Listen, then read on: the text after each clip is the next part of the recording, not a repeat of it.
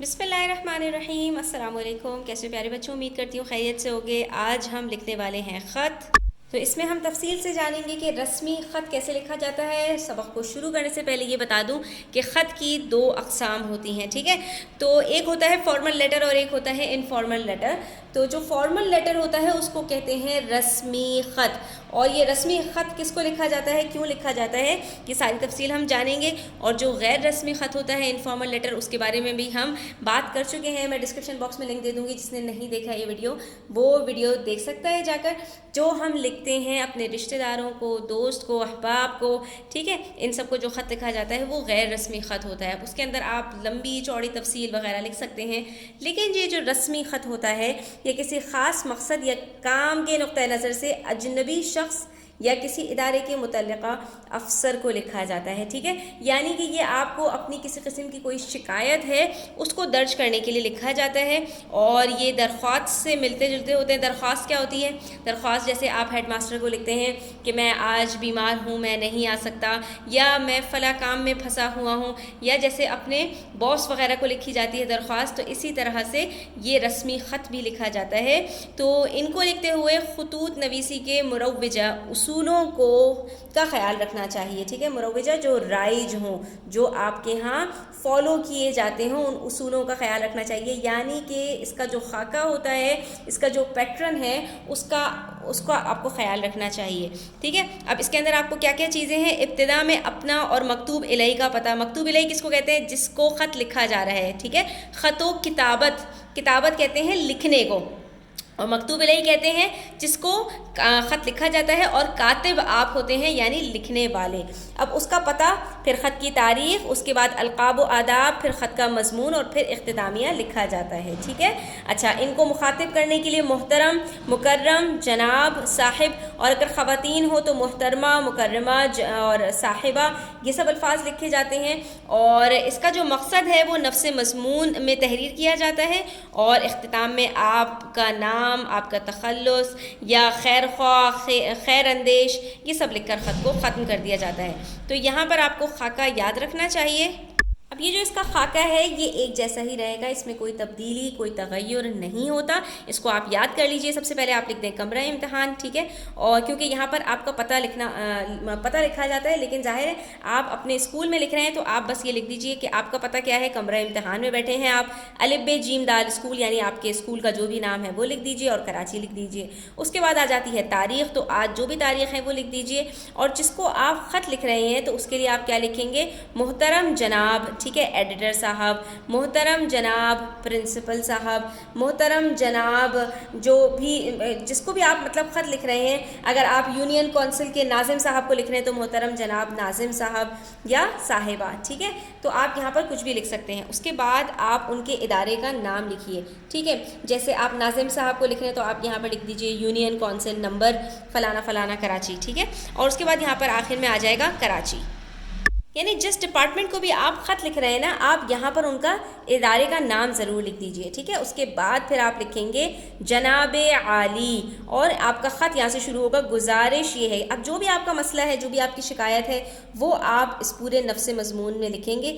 یہ جو حصہ ہے آپ کا وہ رسمی خط کا مختلف ہوگا، باقی آپ کا رسمی خط تقریباً سیم ہوتا ہے، ٹھیک ہے، ایک جیسا ہوتا ہے، ٹھیک ہے۔ اس میں کوئی انفرادیت نہیں ہوتی۔ اور اس کے بعد 1 سے 2 پیراگراف میں آپ نے اپنا مسئلہ لکھا، اور اس کے بعد پھر آپ نے کہا امید کرتی ہوں کہ آپ میرے مسئلے پر فوراً ایکشن لیں گے، فوراً اس کو درست کرنے کی کوشش کریں گے، وغیرہ وغیرہ، اور آخر میں آپ کا مخلص الف ب ج لکھ کر آپ خط کو مکمل کر دیں گے۔ تو آئیے لکھتے ہیں صفحہ نمبر 42 کے اوپر ایک خط، جس میں ہے کہ آپ نے اسپورٹس ہاؤس سیالکوٹ سے کھیلوں کا کچھ سامان منگوایا ہے، اس میں کچھ چیزیں ناقص اور غیر معیاری نکلیں۔ ناقص کس کو کہتے ہیں؟ جس میں نقص ہو، عیب ہو، ٹھیک ہے۔ اور غیر معیاری کس کو کہتے ہیں؟ جو کم کوالٹی کی ہو، لو کوالٹی، غیر معیاری، ٹھیک ہے، جس میں آپ کے ڈیفیکٹس ہوں، جس کی کوالٹی اچھی نہ ہو، وہ نکلی۔ اس سلسلے میں انہیں خط لکھیے کہ وہ ناقص سامان واپس لے کر معیاری سامان بھیج دیں۔ دیں. ٹھیک ہے, اب آپ کو یہ خط لکھنا ہے. تو اب آپ کو یہاں پر اشارات جو دیے گئے ہیں نفس مضمون کے لیے کہ سامان کب منگوایا تھا, کون کون سی چیزیں منگوائی تھیں, کن کن چیزوں میں نقص ہے اور کیا آپ انہیں واپس کیوں کرنا چاہتے ہیں, کیا آپ کو امید ہے کہ ادارہ ان چیزوں کو واپس لے لے گا اور کیوں. ٹھیک ہے, تو ان سارے اشارات کو مد نظر رکھتے ہوئے ہم خط لکھنا شروع کریں گے, اور ہم جو خط کا ابتدائی حصہ ہے اس کو چھوڑ دیں گے. وہ کیونکہ آپ کا جو خاکہ ہے پیٹرن ہے وہ سیم رہتا ہے, تو ہم کہاں سے شروع کریں گے, ہم شروع کریں گے جناب عالی گزارش یہ ہے کہ.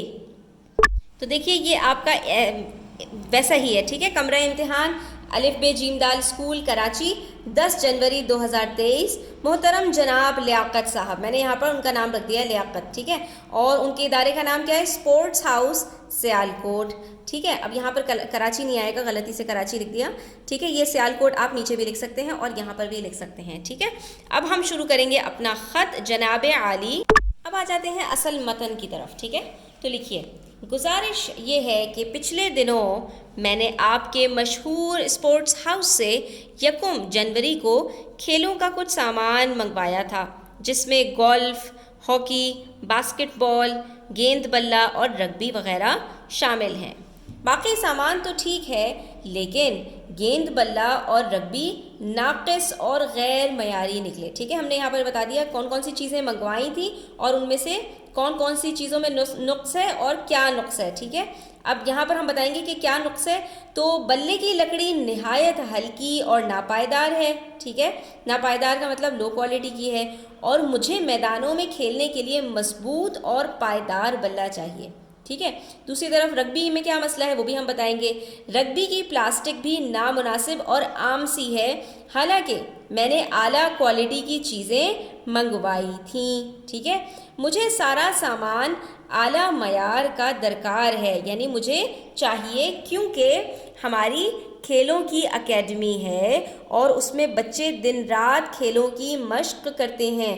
ناقص سامان سے ان کی کارکردگی پر برا اثر پڑے گا. ٹھیک ہے, اب ہم نے یہاں پر بتا دیا کہ ہمیں یہ سامان واپس کیوں کرنا ہے, ہمیں اس کی ضرورت کیوں نہیں ہے اور ہمیں کیوں معیاری سامان چاہیے. اب اس کے بعد آخری پیراگراف کی طرف آ جائیں گے اور اس میں ہم ان سے درخواست کریں گے کہ وہ ہماری درخواست کو قبول کر لیں اور یہ چیزیں واپس لے کر ہمیں معیاری سامان بھیج دیں. ٹھیک ہے, تو ہم نے یہاں کہیں گے ان سے کہ لہٰذا براہ کرم ناقص سامان واپسی کر کے معیاری چیزیں بھجوا دیجیے. امید کرتی ہوں آپ میری درخواست قبول کریں گے کیونکہ میں آپ کی باقاعدہ گاہک ہوں. ٹھیک ہے, گاہک کہتے ہیں کسٹمر کو. ٹھیک ہے, یعنی میں آپ کی ریگولر کسٹمر ہوں, آپ کی خیر خواہ الف ب ج. ٹھیک ہے, آپ یہاں پر لکھ سکتے ہیں آپ کی خیر اندیش, آپ کا مخلص, یا جو بھی آپ لکھنا چاہتے ہیں. اس کے بعد چاہے تو آپ اپنا نام لکھ دیجیے اور چاہے آپ الف ب ج لکھ دیجیے, اس سے کوئی فرق نہیں پڑتا. ہمارے یہاں پر آج کا سبق مکمل ہوتا ہے. امید کرتی ہوں بچوں آپ کو یہ سمجھ آیا ہوگا اور پسند بھی آیا ہوگا. یہ خط آپ لکھ بھی سکتے ہیں, حقیقی طور پر بھی آپ لکھ سکتے ہیں, اور آج کل تو ای میلز کا اور میسیجز کا دور ہے, تو آپ اس طرح سے اچھا سا میسیج کسی کو ٹائپ بھی کر سکتے ہیں. تو یہاں پر ہمارا آج کا سبق ختم ہوتا ہے, اور جو کچھ آپ کو سیکھنے کو ملا کامنٹ سیکشن میں ضرور اپنی رائے کا اظہار کیجیے گا. ویڈیو اچھی لگی ہو تو لائک کیجیے گا, اپنے فرینڈس کے ساتھ شیئر کیجیے گا. چینل سبسکرائب نہیں کیا تو سبسکرائب کر لیجیے. اپنا خیال رکھیے گا. اللہ حافظ.